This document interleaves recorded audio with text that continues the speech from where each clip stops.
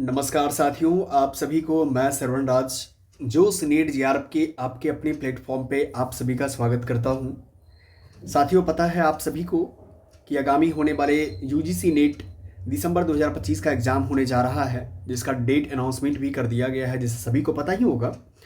नहीं अगर पता है तो आप मेरे ही यूट्यूब चैनल पर जाएंगे तो आपको पूरे फुल डिटेल्स जानकारी वाले वीडियो में आपको देखने को मिल जाएगा। 31 दिसंबर से लेकर के 7 जनवरी के बीच में आयोजित की जाएगी एनटीए के द्वारा।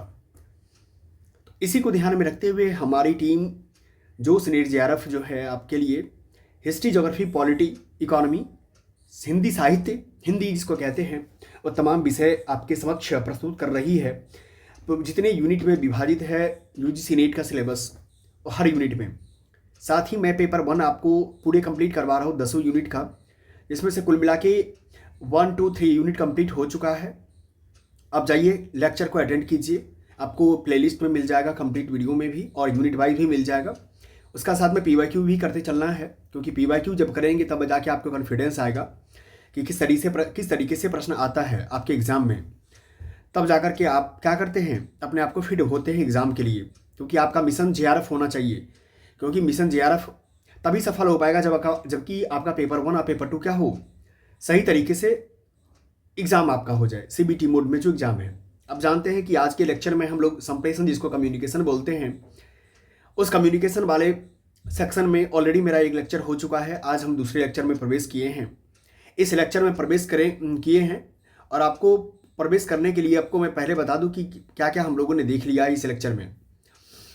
हम लोगों ने कुल मिलाकर के इस लेक्चर में जब प्रवेश किया था तो हम लोगों ने सबसे पहले क्या देखने की कोशिश किया कि संप्रेषण की मुख्य अवधारणा क्या है, कॉन्सेप्ट क्या कहता है, शब्द में संप्रेषण कैसे करेंगे, मौखिक कैसे करेंगे, लिखित कैसे करेंगे, उसको व्यक्त करने का क्या तरीका है, उस हर एक पहलू को हम लोगों ने देखा था।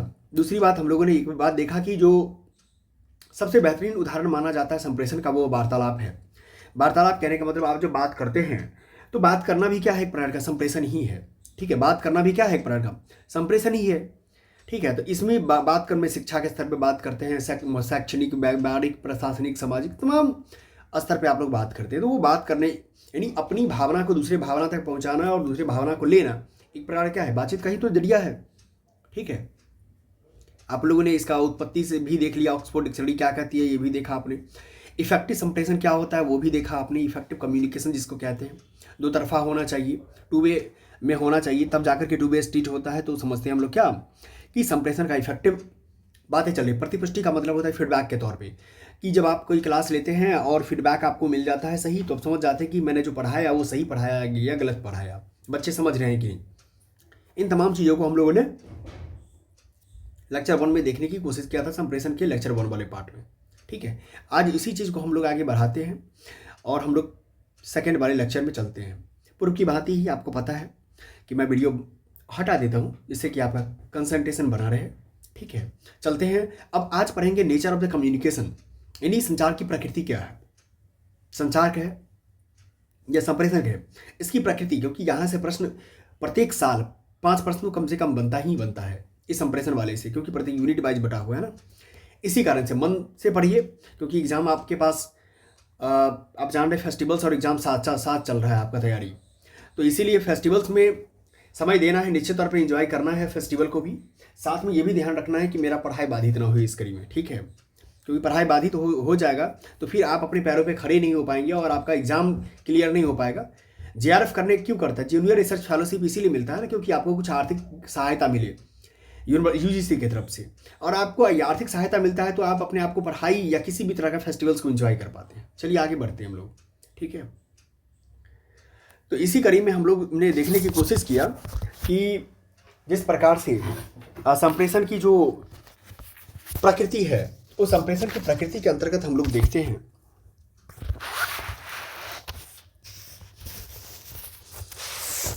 आप ये समझिए कि संप्रेषण की प्रकृति, नेचर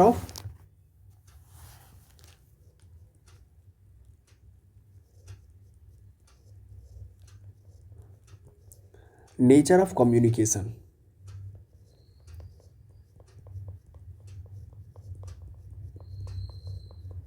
ठीक है, इसको हम लोग क्या बोलते हैं, संप्रेषण की प्रकृति बोलते हैं। अब जब संप्रेषण की प्रकृति की बात करते हैं तो सबसे पहला आता है, कई सारी विशेषता द्वारा समझाया जा सकता है इसको, ठीक है। पहला पॉइंट हम लोग देखते हैं कि आखिर इस प्रकृति को किस रूप में लेना चाहिए। पहला तो प्रकृति कहता है कि गतिशील प्रक्रिया है, ये क्या है, गतिशील प्रक्रिया है, ठीक है, जिसको डायनामिक प्रोसेस कहते हैं। तो डायनामिक प्रोसेस की जब बात करेंगे ना, तो संप्रेषण को अगर आप इसको समझना चाहें तो मैं आपको समझा देता हूं। सबसे बड़ी चीज कि संप्रेषण को विचारों का आदान प्रदान माना जाता है। क्या माना जाता है? विचारों का आदान प्रदान। विचारों का आदान प्रदान माना गया है। संप्रेषण एक स्थिर कार्य नहीं है बल्कि गतिशील प्रक्रिया है। सूचना का आदान प्रदान एक सतत प्रक्रिया है। सूचना का जो आदान प्रदान होता है ना, सूचना का आदान प्रदान एक सतत प्रक्रिया है।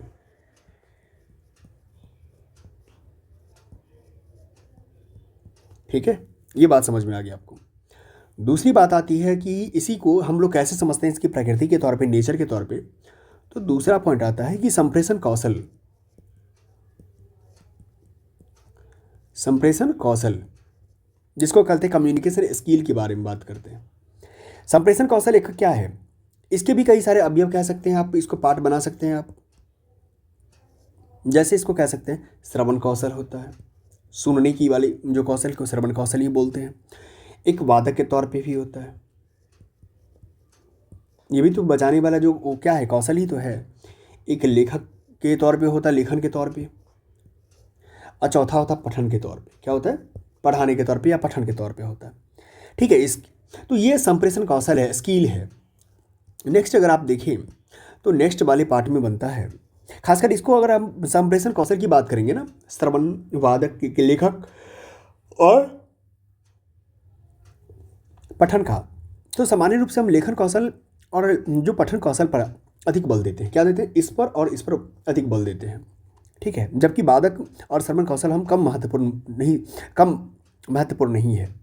जो कि श्रवण कौशल में बहुत धैर्य की आवश्यकता होती है। कई बार देखेंगे ना, कोई नेता या कोई ऐसे जो लोग जो पढ़ा रहा है या कोई बता रहा है, ज्ञान दे रहा है और आपको सुनने में अरुचिकर लग रहा है, ठीक है। तो अरुचिकर जब लगेगा तो आप क्या करेंगे? सुनने में सहज नहीं हो पाएंगे। इसीलिए कहा जाता है ये श्रवण जो कौशल है बहुत धैर्य की जरूरत है इसमें,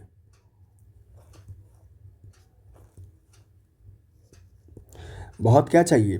धैर्य चाहिए की जरूरत होती है इसमें, ठीक है। आगे बढ़ते हैं। अब कहते हैं कि ऑल परसीव होता है, सर्वव्यापक इसको मान सकते हैं,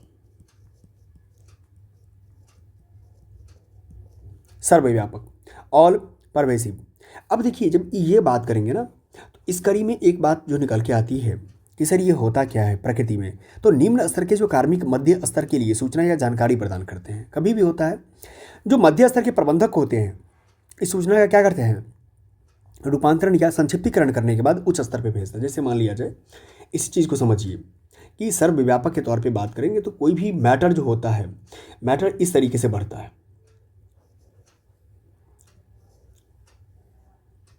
टॉप कैटेगरी पे जाना है, ये लोअर लेवल हो गया, ये मिडिल हो गया, सॉरी ये टॉप हो गया, ठीक है। तो कोई भी जो मैटर होता है यहाँ से स्टार्ट होता है और ये फॉरवर्ड क्या करता है? ऊपर की ओर करता है। ये मिडिल वाले को दिया, अब मिडिल वाले क्या करता है? अपर वाले को दे देता है। तो इस कड़ी में क्या होता है? ये विभाजित हो गया। ये क्या हो गया? विभाजित हो गया, ठीक है।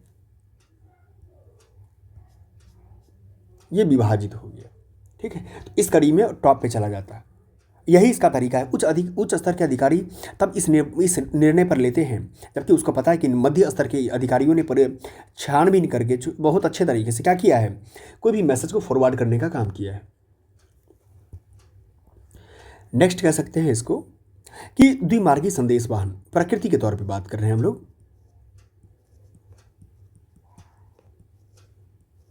द्विमार्गी संदेश वाहन की बात, टू वे स्ट्रीट की बात करेंगे। सरल भाषा में अगर कहें इसको अगर सरल भाषा में इसको कहेंगे हम तो कह सकते हैं कि सरल एक ही दो तरफा रास्ता है। क्या है संप्रेषण का?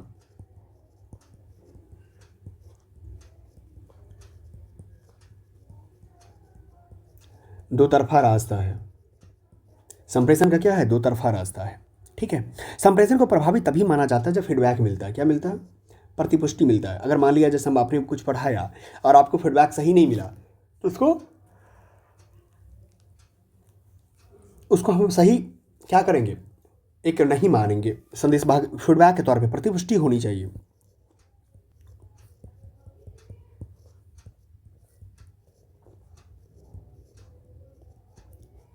फीडबैक क्या होना चाहिए? पॉजिटिव होना चाहिए, मिलना चाहिए, तब जाकर के इसको क्या बोलते हैं? संप्रेषण। अब कल्पना कीजिए ना कि शिक्षक अपने छात्रों को कोई प्रतिक्रिया या प्रतिपुष्टि नहीं मिलती है जब शिक्षक को, तो शिक्षक का क्या माना जाएगा? ये अप्रभावी माना जाएगा कि सही तरीके से किया ही नहीं। नेक्स्ट आता है इसी प्रकृति में कि संप्रेषण प्रक्रिया सदैव एक निश्चित संदर्भ और संबंधित पहलू में घटित होती है। कोई भी संप्रेषण क्या होता है? सदैव एक निश्चित संदर्भ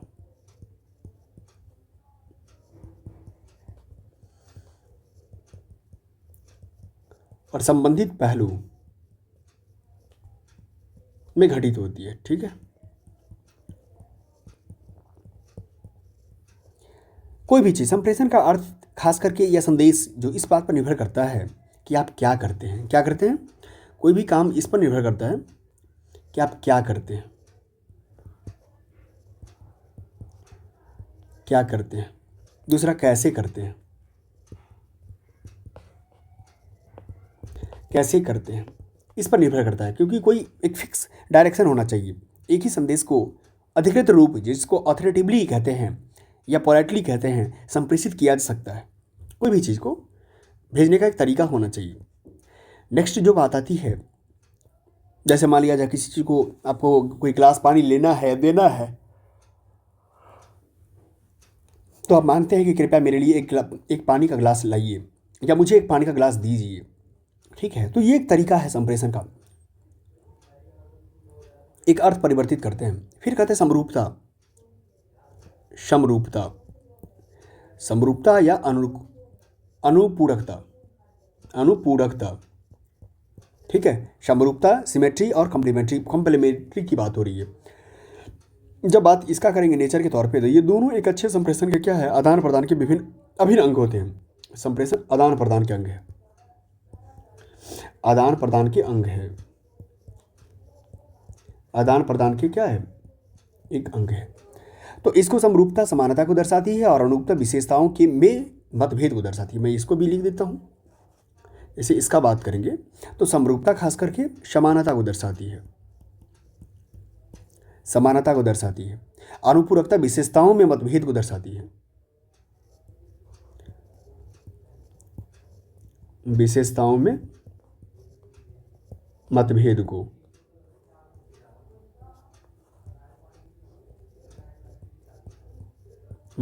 दर्शाती है। ठीक है।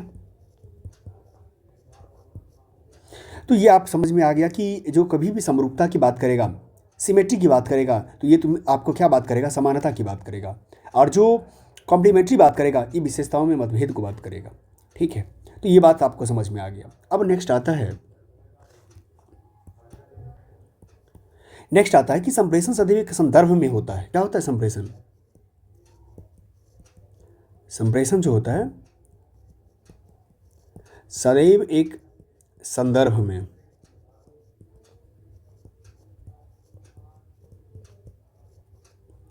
में, कम्युनिकेशन ऑलवेज हैज अ क्या है? कॉन्टेक्स्ट होना चाहिए। बिना कॉन्टेक्स्ट का क्या संदर्भ होगा, क्या संप्रेषण होगा? जैसे बिना संदर्भ के शब्दों और कार्यों का कोई अर्थ नहीं होता है। आप इसको कह सकते हैं कि बिना संदर्भ का जो है ना, कॉन्टेक्स्ट का, बिना संदर्भ के शब्दों और कार्यों का कोई अर्थ नहीं होता। कोई अर्थ नहीं होता है। ठीक है। संप्रेषण के संदर्भ या संप्रेषण के संदर्भ में खासकर कुछ आयाम बताए गए हैं। उस आयाम को मैं आपको बताता हूँ कि इसको इस तरीके से भी हम लोग संदर्भ को समझते हैं।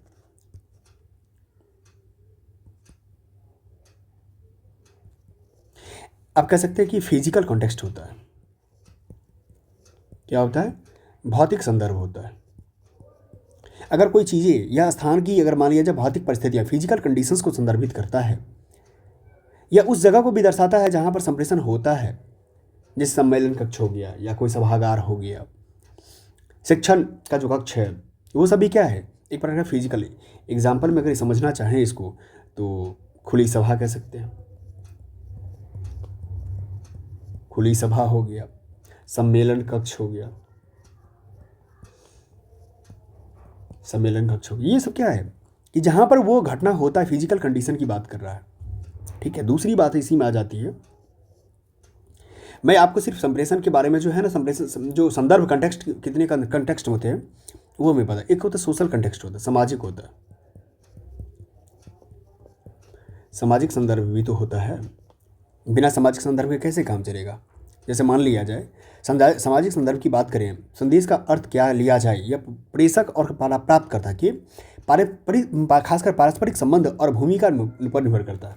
मान लिया जाए कि आपने किसी को मजाक के तौर पे कुछ बात कही, लेकिन सामने वाला लेने वाला उस बात को मजाक में लिया ही नहीं, वो सीरियस ले गया, तो हो सकता है कि उसका कंटेक्स्ट क्या हो, बिगड़ सकता है। आपने कोई बात मजाक में कही है या मजाक में कोई चीज़ काम किया है, लेकिन उसका संदर्भ कुछ और समझा जा रहा है, तो फिर आपका उल्टा पड़ जाएगा आपको। इसलिए कोई भी चीज़ बोलने या कोई भी चीज़ करने के लिए आपको कंटेक्स्ट देखना बहुत ज़रूरी है कि आप किस कंटेक्स्ट में बोलना चाह रहे हैं। समाज के कोई मानदंड है, संस्कृति में भी इसमें निर्णायक भूमिका अदा कर सकता है। ठीक है। इसी में होता है कि मनोवैज्ञानिक संदर्भ क्या है, खासकर जो टेम्पोरल कॉन्सेप्ट की बात करते हैं।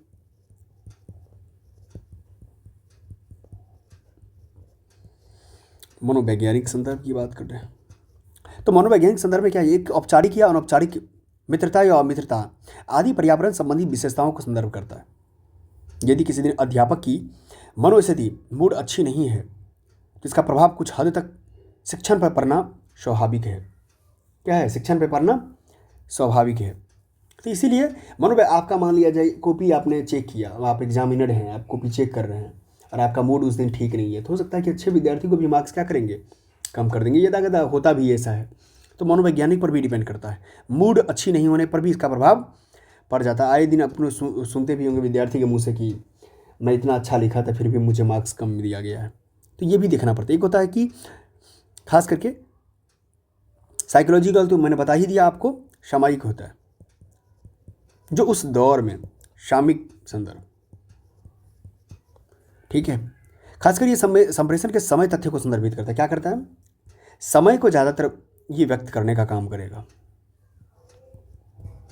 कोई समय कैसा था, फेस्टिवल के टाइम है या कोई झगड़े लड़ाई की समय है, इसका भी देखें। जैसे सुबह में हम मुख्यतः जीवन के धार्मिक और आध्यात्मिक पहलुओं के बारे में बात करते हैं, दिन के समय में के दौरान व्यवसाय संबंधी पहलुओं पर इत्यादि पर बात करते हैं, रात में सुकून सा लगता है। तो ये टाइम है। अब देखिए, खुद में देखिए, सुबह में आपका मूड कैसा रहता है, दोपहर में कैसा रहता है और रात में कैसा रहता है। टाइम ऑफ कंटेक्स्ट होता है। ठीक है। तो ये सब डिपेंड करता है कि आप किस दौर में, किस समय आप कोई काम कर रहे होते हैं, ये तो डिसाइड करेगा ही। संप्रेषण के तौर पे भाषा और कोई भी भाषा हो, प्रेषक और प्राप्तकर्ता जो होता है, दो चीज़ बहुत याद समझना चाहिए। कोई भी प्रेषक है, क्या है, और एक क्या प्राप्त करता है। कोई बोलने वाला है, कोई सुनने वाला है, प्राप्त करता है। और इसी के बीच में क्या चलता है, बार मैसेज, ये कोई भी चीज़ का फॉरवर्ड होता है। मैसेज का फॉरवर्ड कहिए या वार्तालाप कहिए। ठीक है, कोई भी कहिए, वार्तालाप कह सकते हैं। तो ये चीज़ें जब तक चलती रहेगी, आपको ये समझना बहुत ज़रूरी है। ठीक है। अब इसी के बारे में अगर आप आगे समझें, ये जहाँ से मैंने पॉइंट 7-8 नंबर पॉइंट की बात करें कि इसके प्रकृति के तौर पे, तो एक कह सकते हैं सामान्य भाषा की बात आती है। क्या है? Common language. खासकर क्या होता है कि इसमें संदेश के जो संदेश के प्रेषक यानी जो बोलने वाला है और प्राप्त करने वाला के बीच बेहतर समझ विकसित करने में सहायता मिलती है। अगर भाषा आपकी अच्छी है और भाषा इतना सहज है कि आप जो बोल रहे हैं वो सामने वाला समझ रहा है, तो समझिए कि आप जो कहना चाह रहे हैं वो वहाँ तक पहुँच जाएगा। ठीक है, तो ये होना बहुत ज़रूरी है। इसीलिए कोई भी मीटिंग के लिए आपको एक अच्छे वाक्पटुता वाले लोग की भी ज़रूरत होती है। कोई भी, जैसे मान लिया जाए कि अगर आप पॉलिटिक्स में हैं और अच्छा नहीं बोलना जानते हैं तो फिर आपके लिए दिक्कत है।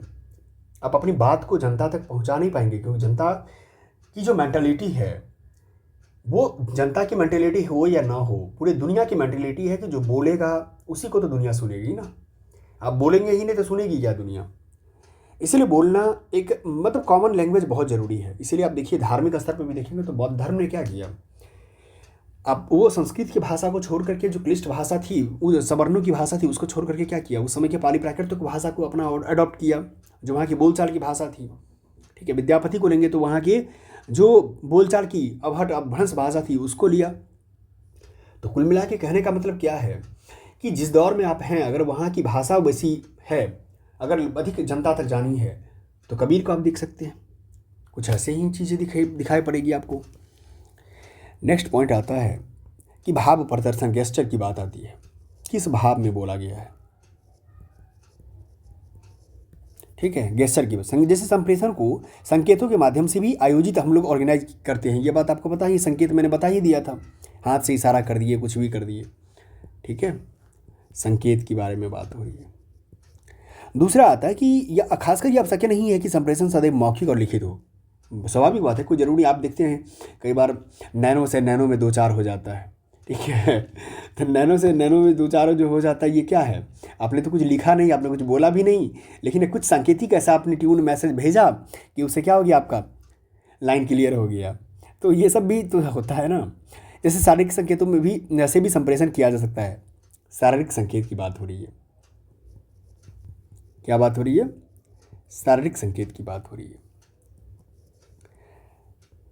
अगर मान लिया संप्रेषण के जैसे विभिन्न प्रकार भी आप जानते हैं, खास करके प्रकार की बात है, एक होता है फॉर्मल संप्रेषण की, अगर यहाँ बात करें प्रकार में, औपचारिक होता है, एक अनौपचारिक होता है,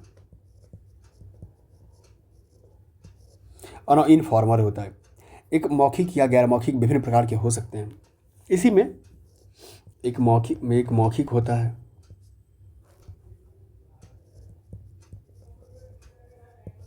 या गैर मौखिक कह सकते हैं, गैर मौखिक विभिन्न प्रकार के हो सकता है, जिसका वर्णन आगे के अनुच्छेदों में किया जा सकता है। ठीक है, तो जब बात इस तरह की आती है तो आपको समझना बहुत ज़रूरी होता है कि संप्रेषण का क्या पार्ट है। आगे हम लोग बढ़ते हैं, आगे के टॉपिक में हम लोग पढ़ने की कोशिश करते हैं कि खास करके संप्रेषण प्रणाली क्या है। संप्रेषण प्रणाली क्या है, संप्रेषण प्रणाली क्या है, जिसको कहते कम्युनिकेशन सिस्टम बोलते हैं।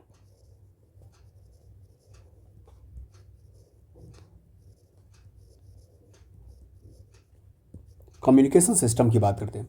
संप्रेषण किसी सामग्री, लिखित या मौखिक संदेश का किया जाता है। क्या होता है, लिखित या मौखिक संदेश का किया जाता है, ये आपको पता ही है। कोई भी चीज़ मैंने बता ही दिया, जो किसी भी माध्यम हो सकता है। इस हेतु एक निश्चित प्रक्रिया की आवश्यकता भी होती है, आपको पता ही है। सब मिलकर संप्रेषण प्रणाली को जन्म देते हैं। खास करके तत्व की बात करेंगे ना, तत्व की बात करेंगे तो 3 तत्व में इसको विभाजित कर सकते हैं आप। पहला तत्व कहता है कि विशेष सामग्री का, विशेष सामग्री का। दूसरा कहता है कि संचार की विधि।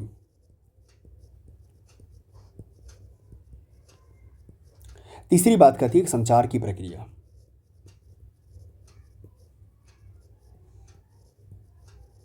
संचार की प्रक्रिया, तो विशेष सामग्री हो गया, संचार की विधि हो गया, संचार की प्रक्रिया हो गया। अब विशेष सामग्री में जिसका संप्रेषण करना है, जैसे आदेश हो गया, निर्णय हो गया, सूचना, आखिरी, जैसे एग्जाम्पल में विशेष सामग्री में क्या आता है, जिसका संप्रेषण करना है,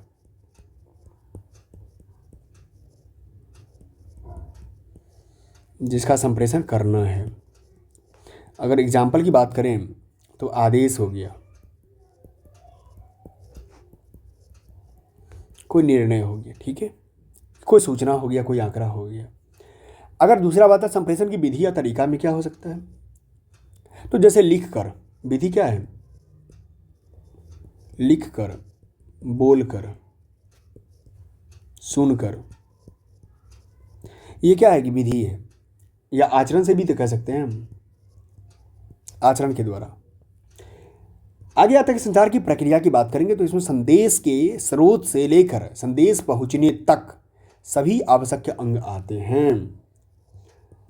संदेश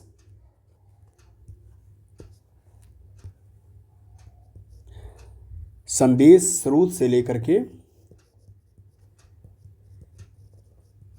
लेकर संदेश पहुंचने तक, ठीक है। संवाददाता हो गया, संवाद हो गया, माध्यम हो गया, संवाद प्राप्तकर्ता हो गया, इस सारी चीज़ों के बारे में बात करेंगे। जब ये बातें हो गया, अब आता है संप्रेषण के सिद्धांत को लेकर बात आती है। क्या आता है, संप्रेषण के सिद्धांत।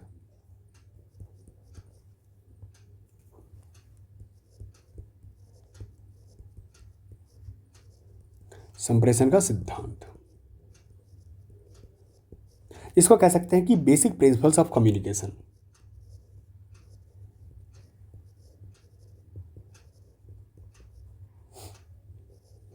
बेसिक प्रिंसिपल्स ऑफ कम्युनिकेशन,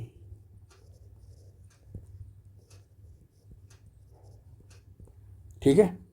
अब देखिए संप्रेषण के सिद्धांतों की जांच के लिए खासतौर पे हम कई सारे अधिक दृष्टिकोण को पढ़ते हैं, अप्रोच को पढ़ते हैं कि क्या क्या बेसिक सिद्धांत हो सकता है, ठीक है। उस सिद्धांत के आधार पर हम लोग डिसाइड करते हैं कि संप्रेषण किस दिशा में जाने वाला है।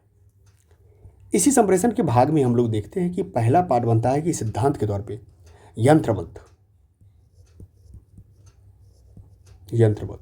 यंत्रवत का हुआ यही हुआ, मैकेनिस्टिक की बात कर रहा है, ये मशीनीकरण होना, मैकेनिस्टिक की बात करते हैं। संदेश का संप्रेषक से प्राप्तकर्ता तक सटीक रूप से विनिमय होना, क्या है, यंत्रवत तो यही कहता है ना कि कोई भी बात जो बोली गई प्रेषक से लेकर के,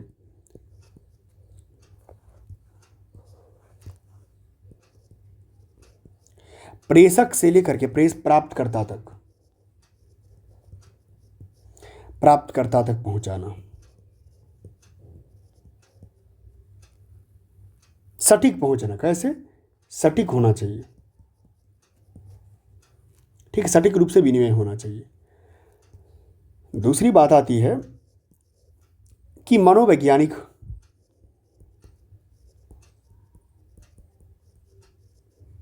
मनोवैज्ञानिक साइकोलॉजिकल, जैसे संदेश का प्रेषक से प्राप्तकर्ता तक पहुंचना और संदेश पहुंचने तक पर प्राप्तकर्ता की भावात्मक व्याख्या। जैसे मान लिया जाए किसी व्यक्ति के लिए आपने काम किया, काम करने के बाद उधर से जैसे मान लिया जाए किसी को प्यास लगी हुई और आपने पानी दिया, पानी पिया और पानी पीने के बाद आपको फीडबैक दिया वो कि थैंक यू भैया, थैंक यू दीदी, जो भी कहा आपको, तो इससे क्या हुआ कि आपका भावात्मक साइकोलॉजिकल आपको दिखा कि एक सिद्धांत के तौर पे, ठीक है। तो ये बात होती है कि प्राप्तकर्ता आपने मैं काम किया, काम करने के बाद क्या हुआ कि संदेश पहुंचने पर प्राप्तकर्ता की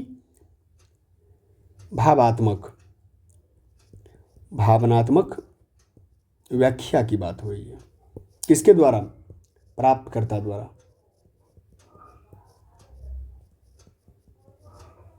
ठीक है, ये बात। तीसरी बात आती है सामाजिक निर्माणवादी, क्या आती है, सामाजिक निर्माणवादी,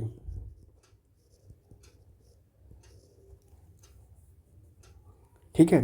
जैसे सोशल जो कंस्ट्रक्टिनिस्ट होता है वो क्या करता है कि संदेश को साझा करने वाले सहभागियों के उत्पाद के रूप में देखा जाता है ये, ठीक है।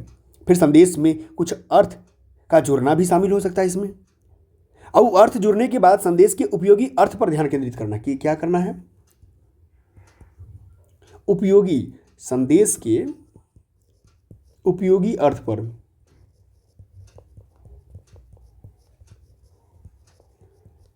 ध्यान केंद्रित करना,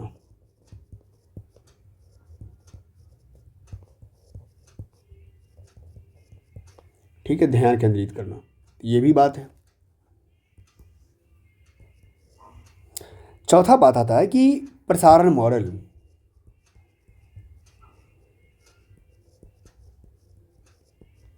प्रसारण मॉडल, ट्रांसमिशन मॉडल, यह संचार को रोबोटिक और कंप्यूटर जैसी स्थिति में के रूप में देखा जाता है। क्या किया जाता है? संचार को जो है ना, जो प्रसारण की बात करेंगे,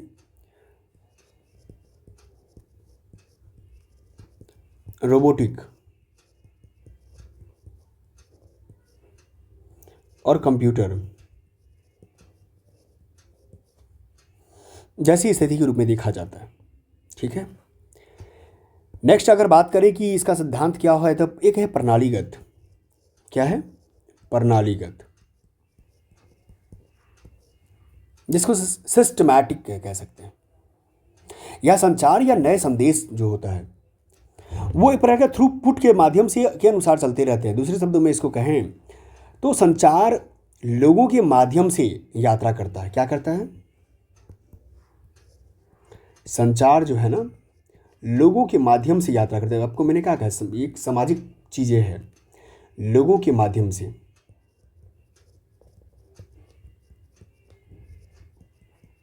यात्रा करते हैं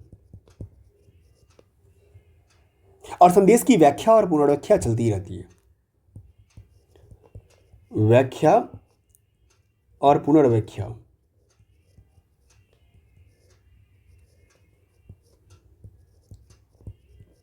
चलती रहती है।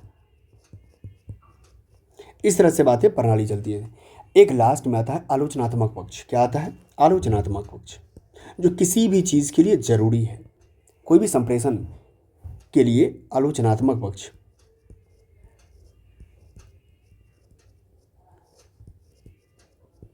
आलोचनात्मक क्रिटिकल की बात हो रही है।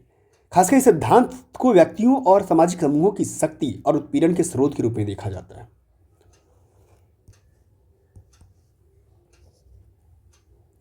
खासकर व्यक्ति इस सिद्धांत को व्यक्तियों और सामाजिक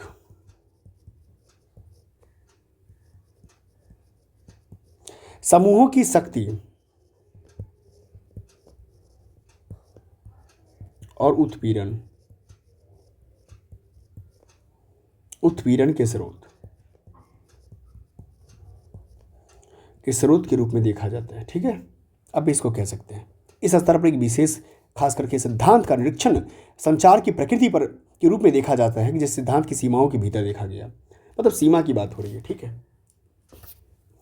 अब बात आता है कि सर ये जितनी भी चीज़ें चल रही है संचार के लिए जो बहुत ही ज़रूरी कदम है, इस संचार की ज़रूरी कदम के अंतर्गत जो है हमारा क्लासेस के लिए जो आलोचनात्मक पक्ष हो, यह संचार के मॉडल के बारे में बात हो, यह संचार की प्रकृति के बारे में बात हो, या यूँ कहे कि संचार प्रणाली की बात हो, सिस्टम के बारे में बात हो, तो इस सब का आपके एग्ज़ाम से डायरेक्टली कनेक्शन है, क्योंकि हर बार क्वेश्चन यहाँ से बना ही है।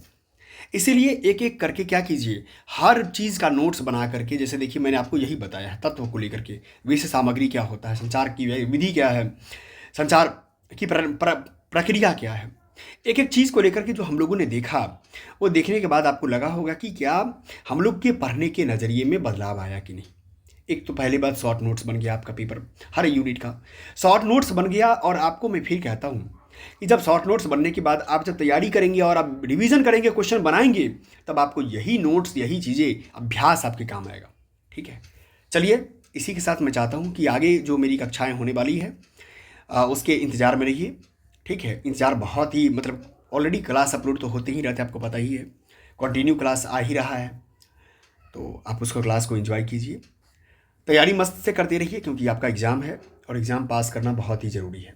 ठीक है। एक सामान्य परिवार के लिए बिजनेस इतने ज़्यादा सही नहीं माना जाता है। अगर आप तैयारी कर रहे हैं तो आपकी आर्थिक स्थिति तत्काल सुधर जाती है। ठीक है। इसलिए तैयारी कीजिए, अध्ययन अध्यापन से जुड़े रहिए, शिक्षा का एक मार्गदर्शक बना रहेगा। ठीक है। थैंक यू मेरे साथ बने रहने के लिए। आगे क्लास अभी भी और आपका वेट कर रहा है, जाइए देखिए प्लेलिस्ट में जा करके। Thank you.